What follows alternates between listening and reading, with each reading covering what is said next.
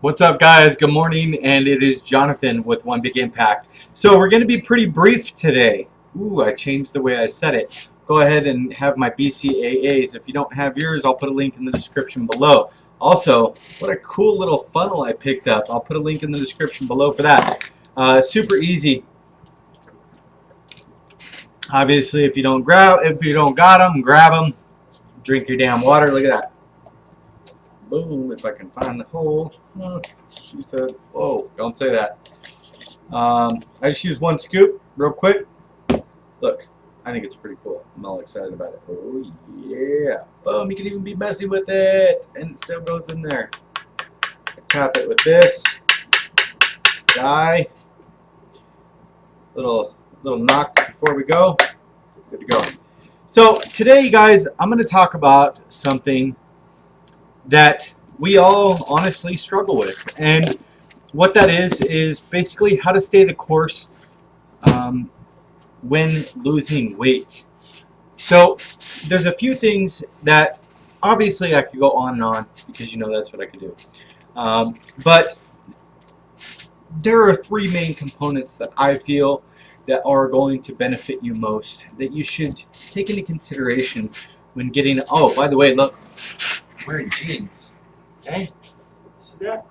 Jeans. I know. Doesn't happen very often. And I'm wearing my glasses. So, yeah, rare occasion. I'm feeling professional-ish today. I'm going to start doing that more regularly as far as like cleaning up my act a little bit. No. So, the first thing is realize you've got to put the effort in order to see the change that you're expecting. If you're just doing meal prepping here and there, or you're basically doing anything that you're doing on an irregular basis, you're going to get irregular results. And I know I could go into extreme depth on this, but you know what I'm talking about. There's a difference between the person that is going to the gym 5 days a week than the person that goes to the gym once every 2 weeks. The person that goes to the gym 5 days a week probably is the same person that is also meal prepping and meal planning for 7 days out of their week. Chances are, if you put them side by side, they look completely different. Now, am I saying that person's any better than you? No, absolutely not, because you're a great human being regardless. But what you do need to understand is you get what you give. So if you're not giving it your all, you're not going to get all you're hoping for. So please keep that in mind. Number two is muscle response or hypertrophy. It takes about 6 to 8 weeks to start happening. And basically, what that is if you're trying to build muscle and grow the muscle, like grow the muscle, that's weird. You can't see it moving, but it's moving, I swear. To be able to grow the muscle, it starts happening in about 6 to 8 weeks. Just like the puppy, you guys, just like the things I say. Degrees. To get a degree, how long does it take? Some degrees take 12 years, 4 years, 8 years, 12 years to get a degree, to be able to do what? To get better results, to be able to get a better job, to make more money, to have a more stable career. How does that happen? That happens by studying. And do you study here and there? No, you study your butt off each and every single day. Just like working out in the gym. If you want to get results that last, that are going to be showable, and to be able to show yourself a difference, you have to be consistent and do them each and every single day. Just like becoming a general manager at your company. Whoever's in that position, maybe they got lucky, maybe they got hired in, whatever, they got friends, who knows what happens. Generally speaking, the manager worked his butt off, and he probably started in a lower position and worked his way up, and each and every single day he showed that he was worthy of that larger position. It's just like you need to show that you're worthy of changing your body, doing the work, doing what it takes. The next thing is get crisp and extremely clear on exactly what you want to achieve. Now, I am a big proponent on understanding that sometimes it sounds silly when you say these things. Say it out loud. Say, I want to get 21-inch arms. And I want to start laughing because my arms are nowhere near those. But you have to write it down, because even if it sounds silly, That's your negative mind jumping in. That's your negative mindset jumping in and saying, haha, you can't do it. Don't worry about that, okay? It's like blocking out negative people. You can be your own worst enemy sometimes. So just write it down. If it's realistically what you want to achieve, even if it sounds funny, even if you think it's unobtainable, but for some reason that's what you want, then by all means make sure you write it down and you shoot for that 100%. So for instance, if you want to fit into a size, if you want to fit into a size 10 jeans, but you're size 20, keep these things very crisp and all the time revisiting them. So pretend that's a calendar right there. Okay, so I got a calendar there, and what I would want to do is I would say this is my calendar. Say this is my calendar, and every day I come to this calendar and say this is my workout calendar, right? And these are the size 10 jeans. I went out and purchased the size 10 jeans, but I'm a size 20, right?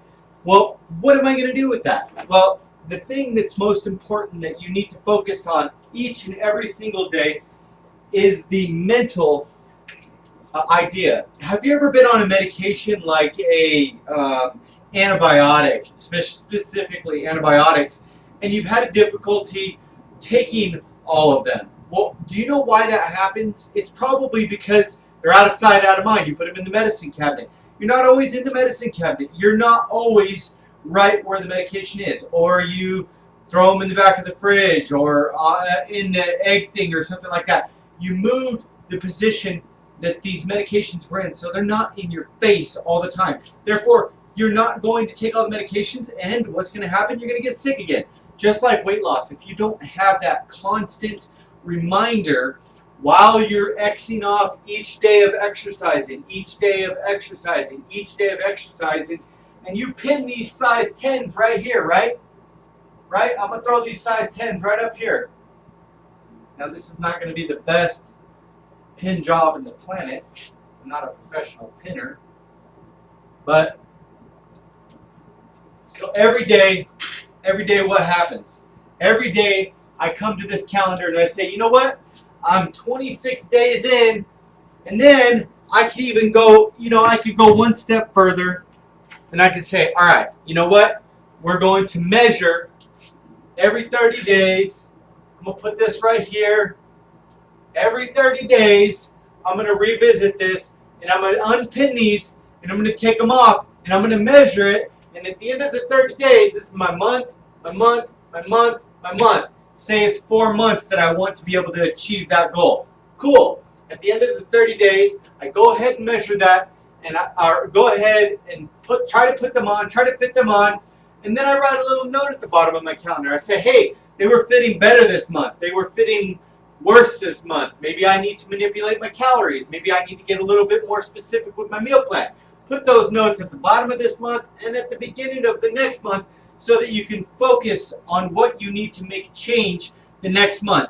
This is what I'm talking about, being crisp and clear about focusing on your goals. Because if you're not doing stuff like this, you're literally just creating New Year's resolutions or bullcrap ass things that you're never going to revisit. It's important that it is constantly in your face, constantly on your mind, constant, always rechecking, remeasuring. How did they fit this month? Cool, I got a little bit closer. It's like if you tried to ride a bike now and then you never tried to ride a bike again for the next 30 years. If you got on a bike when you were 50 and you hadn't been on it since you were 20, what's going to happen? You're going to suck at riding that bike. But if you got on that bike and you continued to ride it, continued to ride it, even for just like 5 or 6 days, what would have happened? You would have been consistent enough to be able to obtain the ability to ride a bike. Then, 30 years later, when you actually got on that bike, boom, you did it. That's what I'm talking about. It has to be in your face. You have to be consistent about it. 1 month, 2 months, 3 months, 4 months. Write it down. Hey, at the end of the 4 months, I want to be able to fit into this size 10 jeans. No matter what. You take them off. You measure them. You say, okay, this month I lost 2 inches. The next month I lost 3 inches. And so on, guys.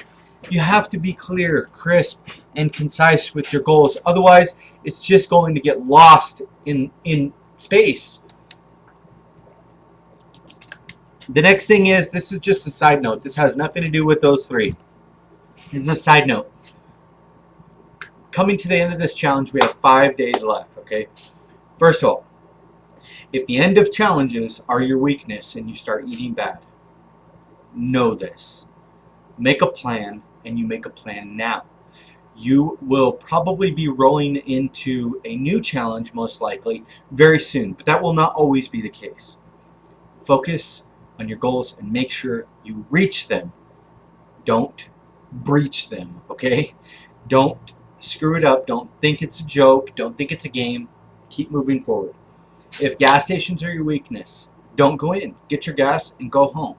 If grocery shopping are your weakness, hit me up. I can give you an Amazon link. Amazon will deliver groceries to your house. If not, there's a local store that will. If not, you can still order online on Walmart.com, and you can go pick up your groceries without even having to go into the store. They'll even bring them and put them in your car. I know, that's lazy. But that also stops you from eating all those trigger foods or eating ice cream or something that you weren't supposed to be picking up.